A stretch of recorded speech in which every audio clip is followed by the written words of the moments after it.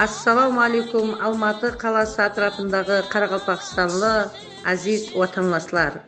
Сізлерді мұсылман халқының жылбасы Бәһәр байрамы Наурыз айямы менен шын жүректен құттықтаймыз.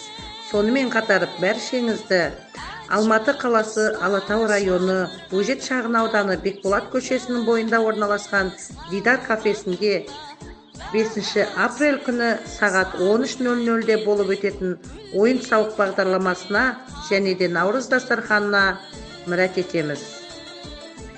Бағдарламада Қарақалпақ халық қосықлары, Қарақалпақ милли аяқ ойынлары, әзіл-ысқақ әңгімелер мен үлкен кіші сауғалар болады. Билет бағасы 12.000 теңге.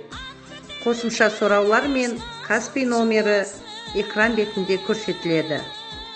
Құрметпенен Қарақалпақ этно мәдени орайы.